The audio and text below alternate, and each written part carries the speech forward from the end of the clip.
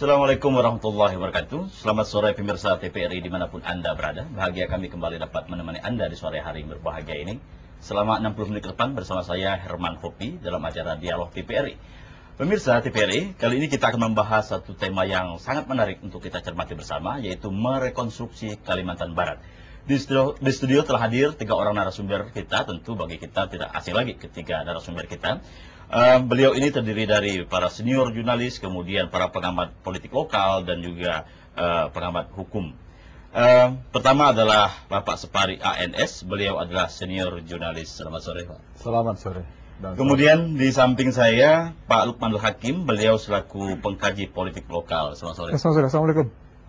Kemudian di samping yang tentu bagi kita sudah tidak asing lagi, Bapak Turiman Paturahman, SHM HUM. Beliau ini sebagai pengamat hukum dari Universitas Tanjung Pura. Assalamualaikum Pak Turiman. Waalaikumsalam warahmatullahi wabarakatuh. Pemirsa, sebagaimana biasa kami juga mengundang pemirsa untuk berpartisipasi, menyampaikan pendapat atau barangkali kritikan-kritikan dalam konteks materi kita pada hari ini. Silakan menghubungi nomor telepon 769022 atau 769033. Tentu bagi masyarakat di luar Pontianak bisa menambahkan kode wilayah 0561. Baik pemirsa, kita mampakkan waktu yang singkat ini untuk membahas satu topik kita, merekonstruksi Kalimantan Barat. Ya, barangkali saya mulai dulu dari Bung Sapari. Ini barangkali sebagai senior jurnalis ini tentu sudah banyak persoalan, banyak hal yang didengar dan banyak hal yang sudah ditulis tentang Kalimantan Barat ini. Menurut Anda sebagai seorang jurnalis, kira-kira Kalimantan Barat kita ini seperti apa saat sekarang ini? Ya, saya sebulan lebih menjelajahi, berkunjung dari kota ke kota, kemudian masuk ke pelosok-pelosok desa, sampai ke wilayah yang paling terpencil sekalipun, di mana di sana belum ada jalan, belum ada sarana dan prasarana telekomunikasi dan sebagainya. Saya berkesimpulan bahwa nampaknya Kalimantan Barat perlu memberikan sebuah kajian baru tentang daerahnya, di mana ketika saya dulu menjadi wartawan di DPR RI, saya melihat bahwa betapa besarnya Kalimantan Barat di mata saya sebagai jurnalis pada waktu itu, karena setiap kali Menteri Kehutanan melakukan hearing dengan DPR RI, setiap kali Menteri Keuangan berbicara tentang berbagai dana yang bertriliun-triliun gitu, yang tercatat dengan jelas di pusat itu, begitu saya bandingkan dengan hasil kunjungan saya sebetulnya agak kaget dan tidak percaya pada mulanya apa yang terjadi di sini. Kemudian saya melahirkan sebuah pemikiran baru, lalu saya tulis dalam beberapa media. Apa tidak sebaiknya saya mengingatkan kepada masyarakat Kalbar bahwa sebetulnya Anda dalam posisi yang menurut saya perlu melakukan semacam rekonstruksi Kalbar ke depan, karena posisi Kalbar ini amat strategis dan dipandang juga dari peta peradaban dunia. Saya pikir Kalbar juga sudah mulai ditempatkan sebagai sebuah pilihan, karena saya lama juga berada di Hong Kong, saya lama berada di Singapura, saya coba membandingkan dengan Eropa yang pernah saya kunjungi. Saya melihat semuanya Kalbar perlu melakukan rekonstruksi dan reposisi dirinya terhadap perpetaan di dalam Indonesia maupun peta dunia. Dengan cara demikian akan melahirkan sebuah motivasi baru dan ide-ide baru, segar. Artinya jangan terpaku dengan keadaan Kalbar yang saat ini menurut saya terlalu kaku dan tidak bisa keluar dari kekakuan itu. Padahal sebetulnya Kalbar mempunyai potensi yang sangat besar, ya, mempunyai budaya yang menurut saya amat kaya dengan nilai-nilai yang sebetulnya menurut saya belum tergali dengan baik gitu.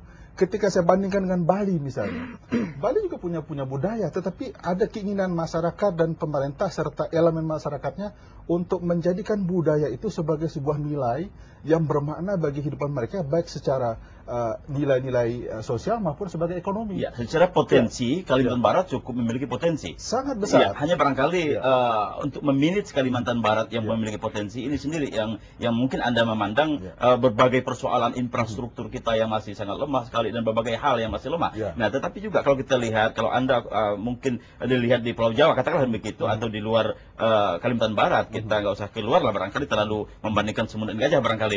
Nah, hanya persoalannya mungkin karena faktor yang begitu luas Kalimantan Barat ini, kondisi penduduk yang sangat sedikit, sehingga memungkinkan sekali untuk supaya agak sedikit keterhambatan dalam proses pembangunan. Apakah Anda tidak melihat seperti itu? Itu kan sebetulnya hanya soal kecerdasan. Kecerdasan orang-orang yang memanage Kalbar. Artinya tidak menjadi sebuah halangan, sebuah area, sebuah kota atau sebuah provinsi itu amat luas. Terus itu dijadikan sebagai sebuah alasan. Maaf, kami dengan amat luas ini kami tidak mampu menjangkau. Tidak seperti itu. Seorang manajemen yang sukses di dalam memerintah atau di dalam membuat frame pembangunan itu, sekarang ini serba simple. Eksekutif di sebuah perusahaan besar, dia hanya pakai tombol dan memeriksa dalam sebuah layar komputer, tetapi dia bisa mengorganize seluruh aktivitas bawahannya dan sebagainya. Jadi wilayah yang luas bukan sebuah kendala, tetapi itu sebuah rahmat menurut saya bagi rakyat Kalbar. Rahmat dalam pengertian, tinggal bagaimana mengelola. Tuhan telah memberikan berkah yang begitu luar biasa kepada rakyat Kalbar. Luas tanahnya luar biasa, potensi alamnya luar biasa, kemudian budayanya amat luar biasa. Yang tidak luar biasa adalah memanagenya.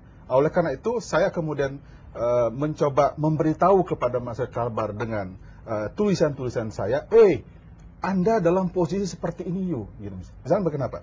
Ketika saya melihat peta Kalbar misalnya, melintang jauh dari Pontianak sampai ke Putusiba, gitu. Itu saya baru 1,5 bulan berkeliling di sini. Saya melihat seperti itu. Dia dibelah oleh sebuah sungai yang amat besar di situ. Saya melihat rumah-rumah penduduk itu menghadap ke air, bukan ke darat seperti kebanyakan di Jawa dan beberapa daerah lain. Lalu terpikir di otak saya, kenapa Belanda misalnya begitu sombong mengatakan, saya ini orang yang paling hebat di dunia yang mengatakan saya negeri air, kota air. Ternyata Kalbar, menurut saya adalah dia bisa dibuatkan sebuah konsep, ya kan? Adalah sebagai water world society. Kenapa saya sebut water world society? Adalah seluruh aktivitas masyarakatnya justru nggak bisa terlepaskan dari air. Nah, hanya persoalannya sekarang apakah ada konsep itu? Saya baca, saya buka segala macam konsep-konsep pembangunan di sini. Kok tidak ada konsep yang akan membuat suatu strategi baru, suatu masyarakat yang unik di planet bumi ini adalah water world society tadi. Ya, jadi kata kuncinya how to organize berbagai potensi yang ada. Ya, bicara